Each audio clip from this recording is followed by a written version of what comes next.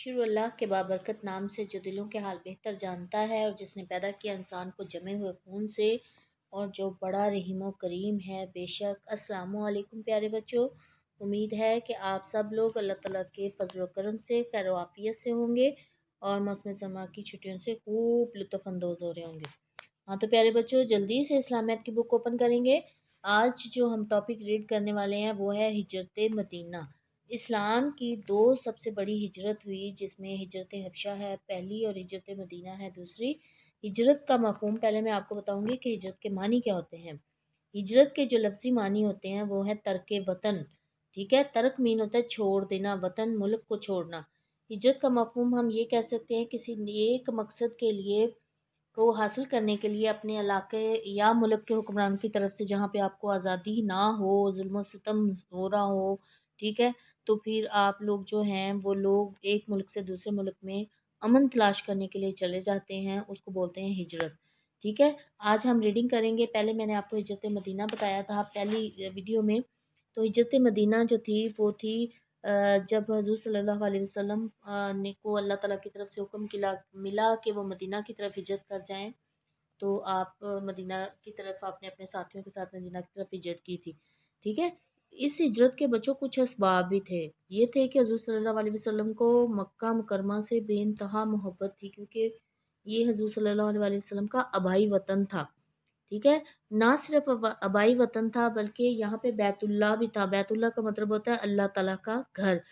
سوچیں پھر اپنے گھر کو چھوڑنا کتنا تکلیف دہ ہوتا ہے، لیکن آپ نے اللہ تعالیٰ کے حکم کی خاطر اور اسلام کی خاطر اپنے اس پیارے وطن کو چھوڑ دیا، ٹھیک ہے۔ آج ہم جو آگے ریڈنگ کرنے والے ہیں وہ ہے غار ثور میں قیام، ٹھیک ہے۔ یہ وہ غار تھا جس میں حضور صلی اللہ علیہ وسلم جو تھے وہ آپ نے وہاں پہ قیام فرمایا تھا 3 دن تک، اور اس غار میں حضرت ابوبکر صدیق آپ رضی اللہ تعالیٰ عنہ آپ کے ساتھ تھے، دشمن آپ کے پیچھے لگا ہوا تھا، تو آپ نا اس غار کے اندر چلے گئے اور اللہ تعالیٰ کی طرف سے حکم دیا کبوتری کو، اس نے وہاں پہ اپنا گھونسلہ بنایا، اس میں انڈے بھی دیے۔ مکڑی کو حکم ملا کہ وہ اس کے منہ کے اوپر جالا تان دے، تو اس نے جالا بن دیا، ٹھیک ہے۔ وہ ایسا لک دے رہا تھا کہ اندر کوئی بھی کئی سالوں سے کوئی بھی نہیں ہے، تاکہ کفار کو غلط فہمی اور وہ آپ کو دیکھے بغیر ہی وہاں سے گزر جائیں۔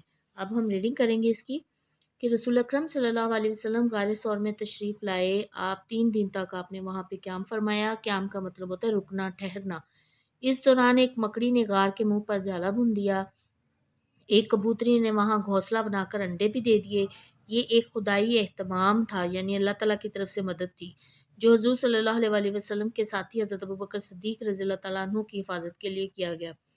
حضرت ابوبکر صدیق رضی اللہ تعالیٰ عنہ کے غلام تھے جو بہت ہی محبوب تھے، وہ آپ کے پاس بکریوں کا دودھ پہنچاتے تھے، اور آپ رضی اللہ تعالیٰ عنہ کی بیٹی حضرت اسماء رضی اللہ تعالیٰ عنہ آپ تک کھانا پہنچاتے تھے۔ 3 دن غار ثور میں قیام کے بعد آپ صلی اللہ علیہ وسلم مدینہ منورہ کی طرف روانہ ہوئے۔ قریش آپ صلی اللہ علیہ وسلم کو پکڑ کر لانے والے کو 100 سرخ اونٹ انعام میں دینے کا اعلان کیا۔ قریش نے سرخ اونٹ اس زمانے میں بہت مہنگے اور نایاب تھے، اور ان کی قیمت بھی بہت زیادہ تھی، اس لیے وہ انعام میں رکھتے تھے۔ لوگ آپ صلی اللہ علیہ وسلم کی تلاش میں تھے۔ سراقہ بن مالک نے آپ صلی اللہ علیہ وسلم کو دیکھ لیا۔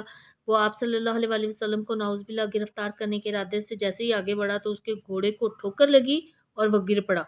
ایسا کئی بار ہوا، ٹھیک ہے۔ ایک دفعہ تو زمین میں گھوڑے کے پاؤں جو تھے وہ زمین میں دھنس گئے۔ اس نے آپ صلی اللہ علیہ وسلم سے اٹھ کے جلدی سے معافی مانگی۔ آپ صلی اللہ علیہ وسلم نے اسے معاف فرما دیا۔ اس طرح اللہ تعالیٰ نے آپ صلی اللہ علیہ وسلم کی حفاظت فرمائی تھی، ٹھیک ہے۔ مدینہ منورہ کے قریب ایک بستی تھی، آپ وہاں پہنچے جہاں آپ صلی اللہ علیہ وسلم نے 14 دن قیام فرمایا۔ یہاں ایک مسجد کی بنیاد رکھی جسے مسجد قباء کہا جاتا ہے۔ یہ بستی کا نام بھی قباء تھا۔ یہ اسلام کی پہلی مسجد ہے۔ پھر آپ دیکھیں گے مدینہ میں تشریف آوری کہ جب آپ مدینہ میں پہنچے تو لوگوں کا کیا رد عمل تھا۔ نبی کریم صلی اللہ علیہ وسلم مدینہ منورہ میں داخل ہوئے، نبی کریم صلی اللہ علیہ وسلم مدینہ منورہ میں داخل ہوئے، لوگ بڑی شدت سے آپ صلی اللہ علیہ وسلم کا انتظار کر رہے تھے۔ انہوں نے آپ صلی اللہ علیہ وسلم کا پرجوش استقبال کیا۔ بچیوں نے خوشی سے نعتیہ اشعار پڑھے۔